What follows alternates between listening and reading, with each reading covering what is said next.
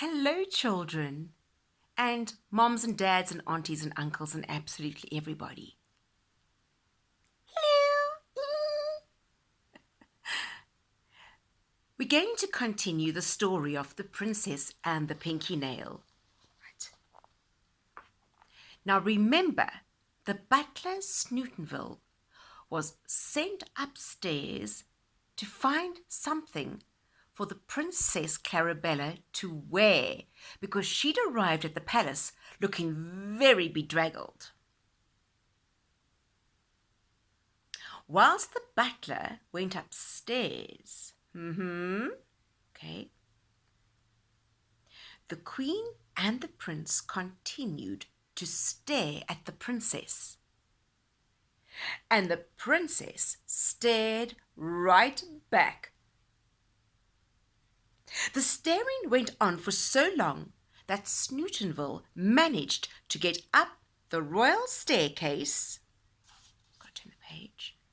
retrieve a beautiful maroon evening gown from the Queen's royal chamber, and get back to the dining room before a word was uttered between the three people. Remember, it was the Queen, the Prince, and this rather strange, bedraggled princess. They were all waiting in the dining room. "Your own royalist of royal princesses," announced Snootenville from the doorway. "Your evening attire." He held out the beautiful ball gown and then motioned for the princess to follow him. "Off you go then," said the Queen sweetly. That's a helicopter flying over. That's not part of the story, if you can hear that.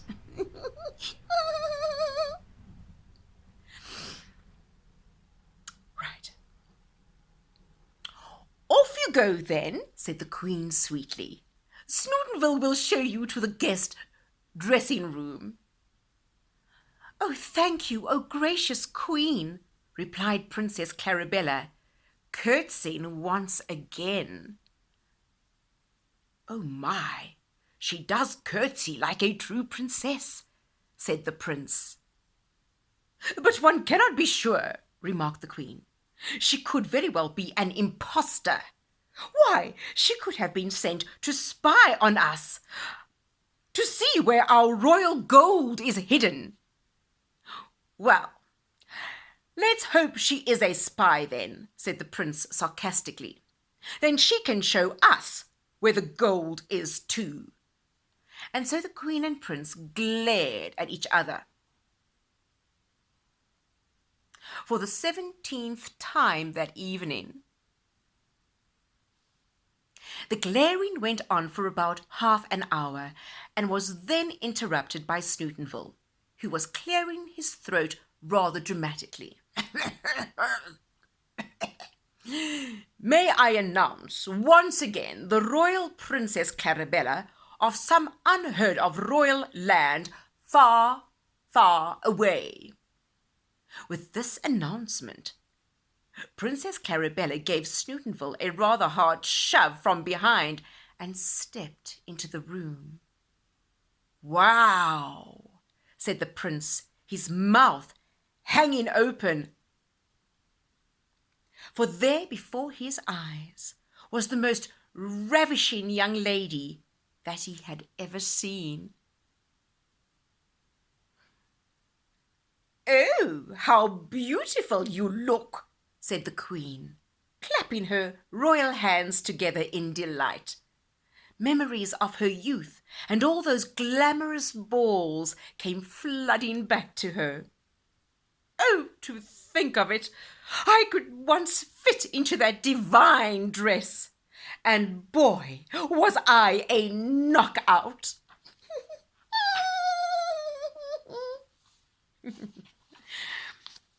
"Oh, we have a picture. We have a picture. Have a look." Can you see that?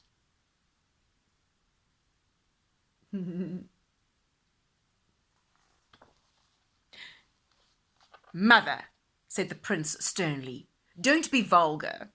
Do have a seat," he carried on, standing up and pulling a rather rickety-looking chair out from the table. "I am not being vulgar," said the Queen. "It is the absolute truth.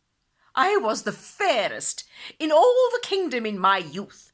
Now, dear, have a seat and join us for some royal dinner.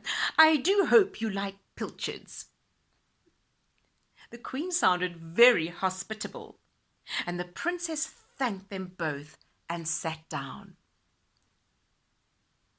Prince William was still gaping at the Princess. His mother gave him a sharp kick under the table. "Ouch!" yelled the Prince, sounding like a wounded animal. "What on earth was that for, Mother?" "William, darling, close your mouth. You are the one being vulgar," said the Queen, making her voice all hoity-toity. "Now do tell us more.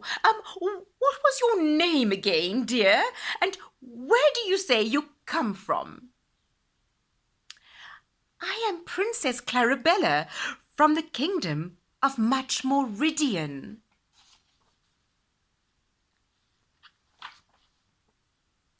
Snootenville, who had once again been eavesdropping just outside the door, let out a grunt of disbelief. "Muchmoridian!" cried out the Queen. "Oh my! Is that not the richest kingdom in the whole of the eastern side of Punchalotomania?" "That is correct, O Queen," said the Princess, bowing her head slightly. "Mother, can I see you in private quickly?" interrupted the Prince. "Well, yes, please excuse us for a moment," said the Queen to the bewildered-looking Princess. The Queen had leapt up and grabbed her son by the elbow and was now pulling him across the dining-room floor and out into the passage.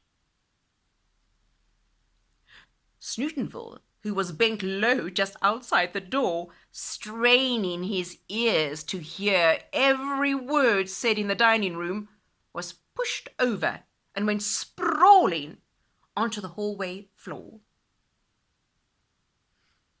"What in heaven's name are you doing hiding out here like that?" exclaimed the Queen in irritation. "Really, Snootenville, go and check for rats in the attic or do something useful." Snootenville disappeared down the hallway, muttering under his breath about how he would love to see the Queen thrown to the royal crocodiles in the royal moat, except the crocodiles had already been sold to the local circus, and the moat had run dry and was too expensive to keep filled. Now the Prince and the Queen went into the royal library, which was the next door down, and closed the door behind them. They then turned to stare at each other, excitement gleaming in their eyes. "Mother, I must marry her," said the Prince. "She is perfect, and I think I love her." "Oh, please, calm down," replied the Queen. "Of course you must marry her," she continued. "I mean, Muchmoridian is even richer than Petulasia. But you cannot love someone after 5 minutes. I mean, really, my boy, we are not even sure if she really is a true princess of Muchmoridian. What if she is some con artist and you marry a common street girl?" "Oh!"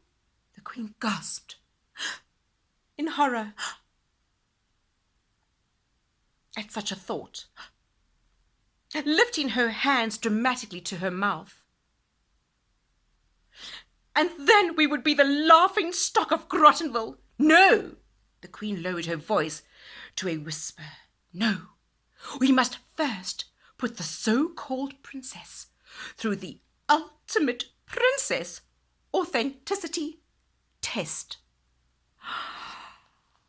Oh my goodness, everyone, this is getting so exciting. I wonder what that test is all about. The test? Gasped the prince in hushed, even more dramatic tones. Yes, the queen whispered back. It is the only way. There, she's whispering to her son in the library.